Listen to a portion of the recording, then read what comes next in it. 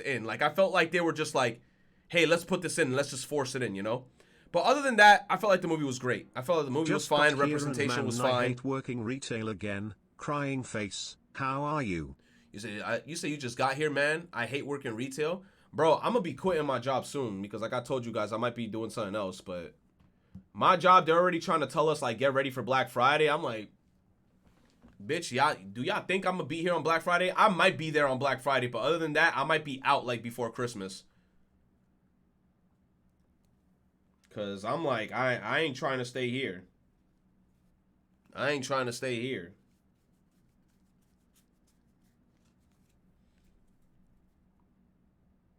But then here's my question. I work in a clothing store. So my question is, my store, I think they're trying to prepare for Black Friday. But I'm like, there's no way our store is going to be that packed because who goes out shopping for clothes on Black Friday? Not me. When it's Black Friday, this is what I do. I get up and the first thing I look at, what are they doing in Target? What are they doing in Best Buy? What are they doing in Micro Center? I'm looking for technology. I don't know why people out here looking for clothes on Black Friday. Manaphy. Do I have this Manaphy card in my shit? Let me see.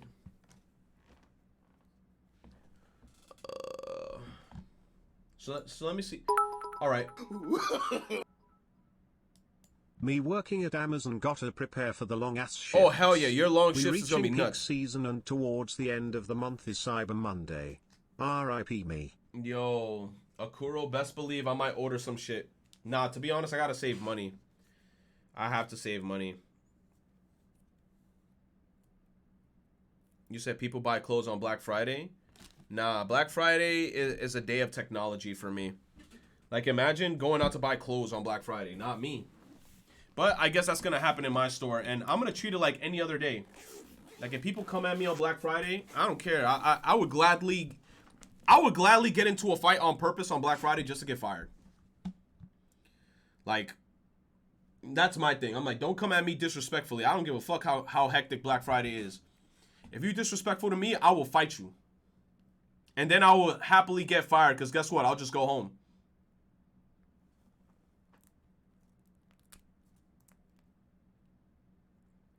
And if I get fired, hold on.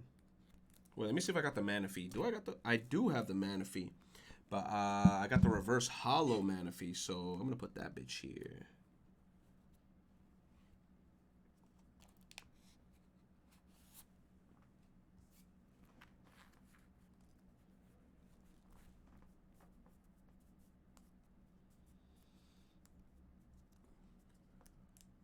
You said Retro's going to show his moves by shaking his ass?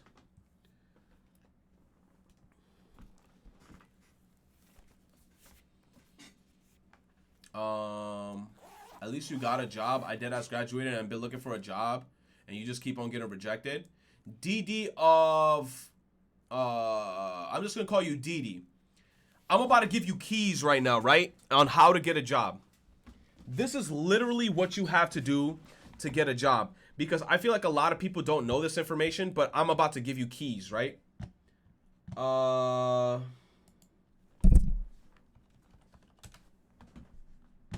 Right?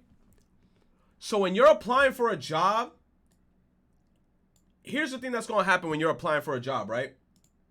When you apply for any type of job, and I'm talking about like retail and shit, they're going to ask you for stuff like, okay, in the application, your name, resume, all that shit. Once it gets to the portion on a job application where they're asking for availability, a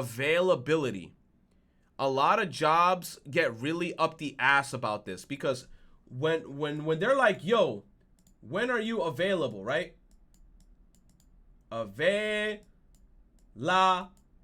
Bubble, right? Available. When you're available, they're gonna ask what day.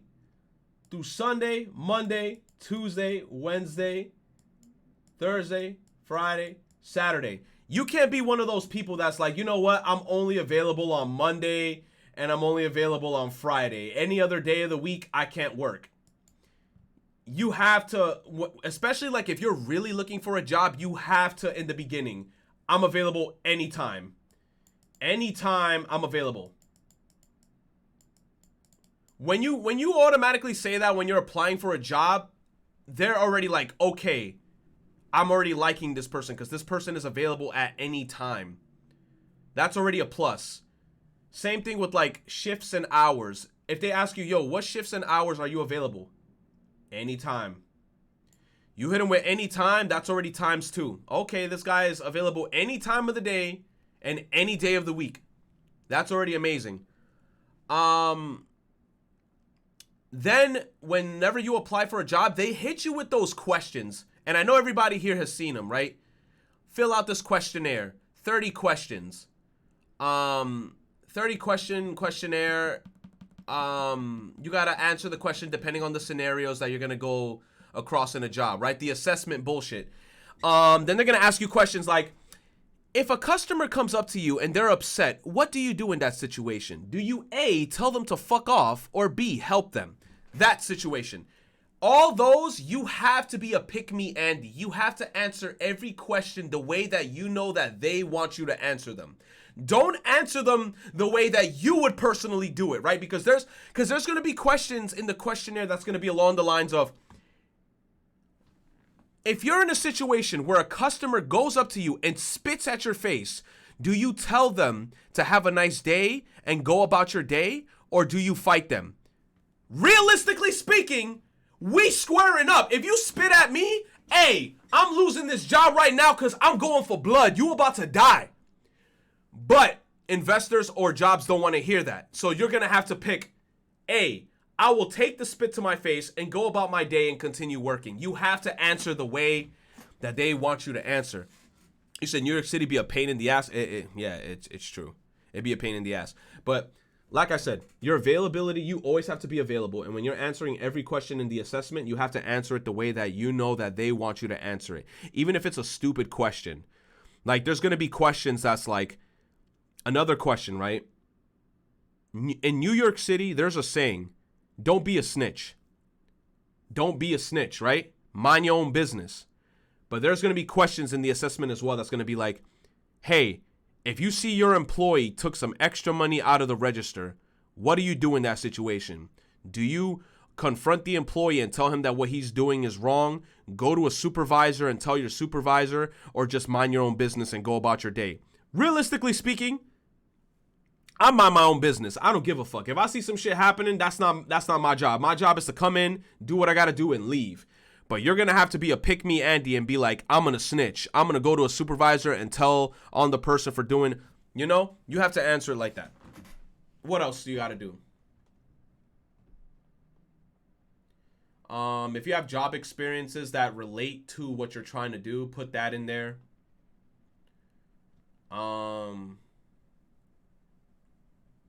In interviews, they like to ask you trick questions like, what is your weakness? I hate questions like that. Like, who the fuck? And then what's weird about those questions that they ask you in the interviews, like, what is your weakness? And you say you don't have a weakness. They take points off that because they're like, you're a cocky motherfucker, aren't you? Bitch, what kind of question is that? What is your weakness? So you got to make up some bullshit. Also, my favorite question whenever you get a job, why do you want to work for us? You know why? Because I want some money. I don't give a fuck about the company morals. I don't give a fuck about the past of your company. I'm here to get money. Why? Because money makes the world go round. How else am I going to pay rent? Sucking dick? No, bitch, I'm here and I need to get my money. Like, you know what I'm saying? It's like they ask these questions. Why do you want to work for us? Because I need money. I don't care about anybody in this job. I just want to get my hours, get paid, and leave. Like, that's what I'm here for, to get paid. You said that's what my teacher told me. You got to give a weakness, but give something that you do to combat it. You know what? You know what I read online? Whenever you discuss a weakness in a job interview, you got to tell them. My go-to weakness is telling them that you could only type 25 words per minute. Because it technically is not a weakness. My weakness, it is simple, sir. I work too hard to the point of fainting. I am a real hard worker and you can fully trust me. So when do I start, Mr. Retro? That's literally what they want you to say. Shit like that. Sir, what is your weakness? My weakness is I love to work. I love it. I love it. And guess what? I don't take breaks either. And you know what? You can put in the system that I took a break and I'm still working for free.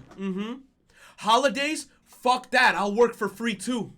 You know what? Where is it, bitch? Where is it? Where is it? You know what?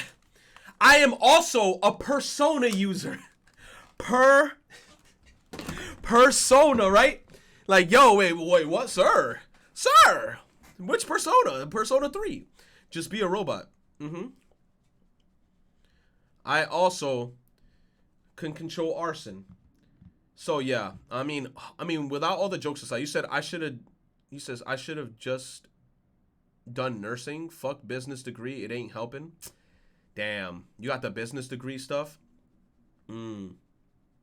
It's like when it comes to school, like me not trying to discourage anybody that's in college right now. I always feel like it's so much better if you just do a trade, because it's like they teach you what you necessarily need to know and you'll get the certification that you need in trades. But I don't know why when it comes to college, they give people the runaround in college. Like they make you take classes you don't even need to fucking take, like, and that makes no sense. And then they charge you so much money for said classes and credits.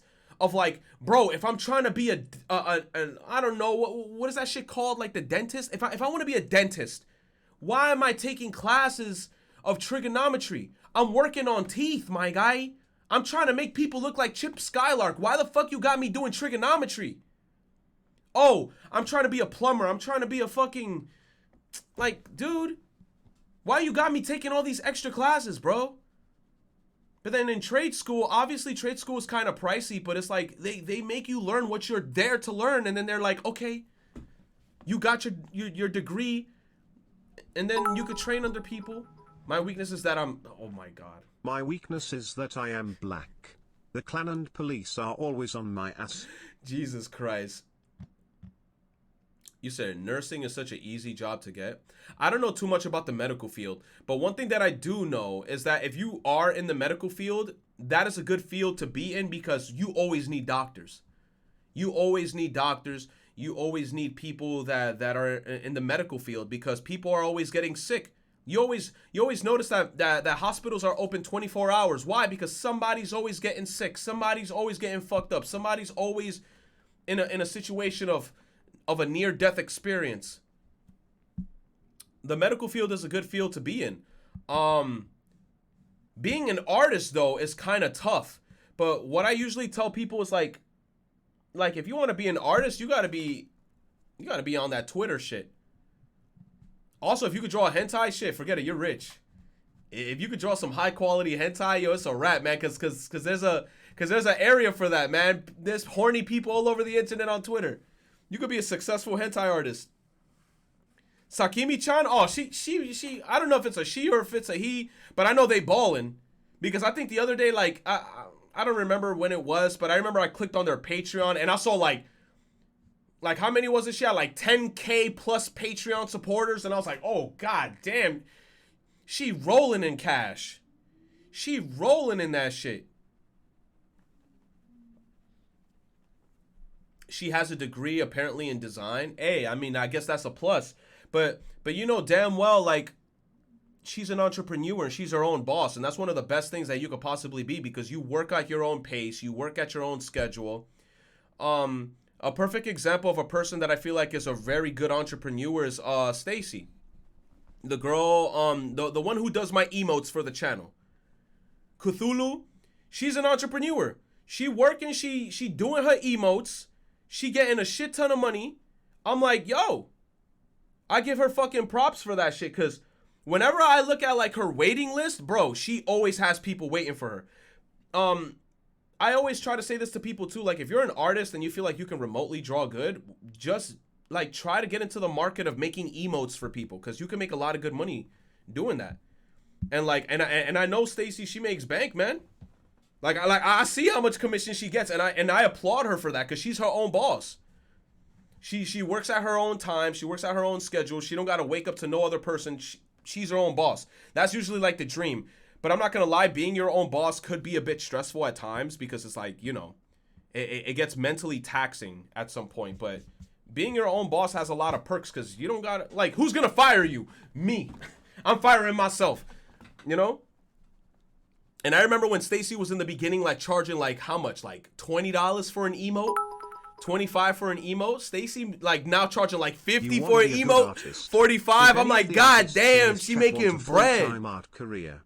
Draw furry NSFW. Hey, I mean that shit makes spank. Or if you don't like NSFW, it's 50 for an emote now. Option, which I don't even know how much is it for an emote now because I haven't. Commissions. He said that shit makes bank. He says, or if you don't like NSFW emotes, or the next option, which I might start doing, and is commissions. True. Start doing some commissions. And yeah. Full-time art career, be ass sometimes. True. I don't know why. I feel like if you're an artist and you go towards like the anime spectrum, there's like a big market for it because there's a lot of people who likes it. Like, there's a lot of people who likes when you draw anime related stuff, especially like the not safe for work shit. I know it sounds perverted as fuck, but a lot of people on the internet are horny. And if you draw like sexy anime girls and you're really good at drawing it and you make a Patreon, bro, you're making bank.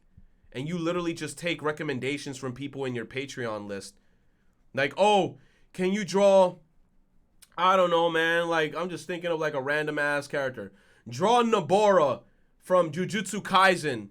Face down, ass up. They draw that shit and you making bank. You said, I'm glad NFTs got nerfed. It's kind of saddening, man, because I've also invested in a bunch of crypto, and now that makes me nervous because I'm like, yo, what if I bank out on crypto and then now I'm like, oh, IRS is going to be on my ass or some shit, you know? Did you guys see in Coinbase that that Shiba Inu coin is at Coinbase?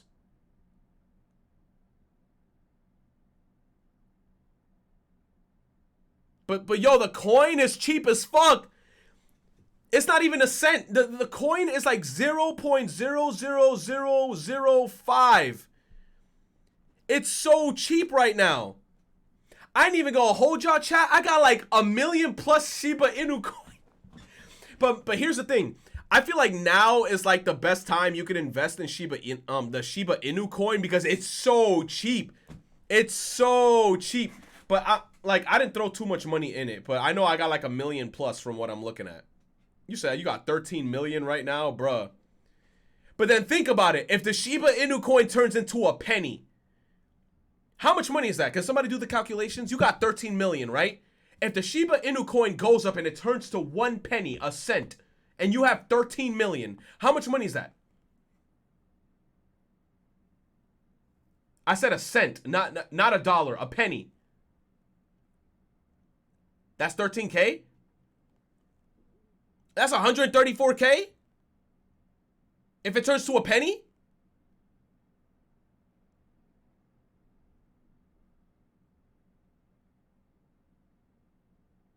You said, what do you use to get Shiba Inu coin? I use Coinbase.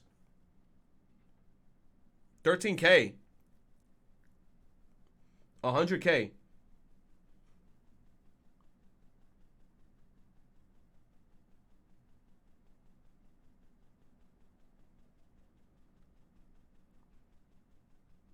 $130,000.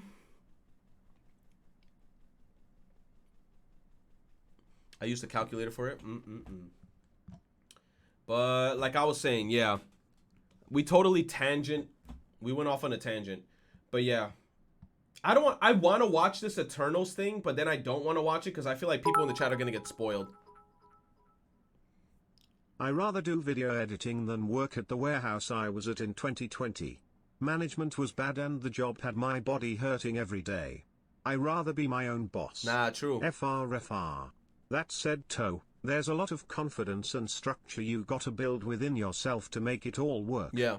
Hopefully by the time I'm 22, I'll be a homeowner. Cheer 100. That's the dream, man. Honestly, it's like owning a home. But you know damn well to own a home, it's way better if you do it like outside of New York. Because I'm in New York right now. And owning a home here, you got to be a lawyer, dude. You got to be a lawyer plus to even like remotely own a house. Because it's so fucking expensive in New York City. But if you go anywhere else, I guess like, well, like Philly, Virginia, Pennsylvania, places like that, even Texas, you can find like a big ass house. And it's like a quarter of the price that you could have paid here in New York City.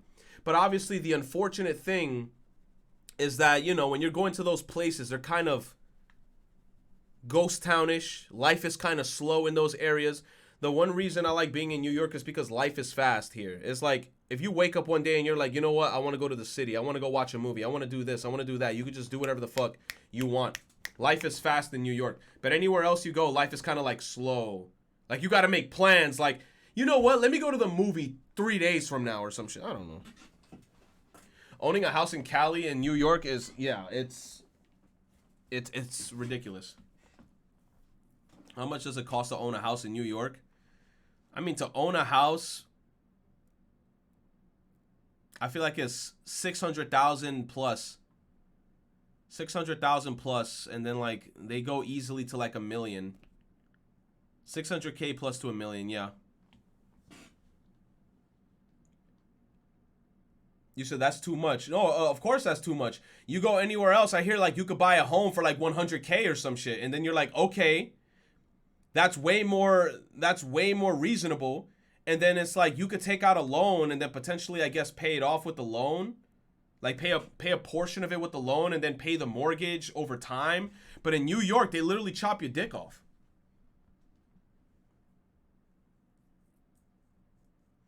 You said Retro is going to be packed down in New York City because of the holidays. Oh yeah, COVID's going to be flying hella hard in this time.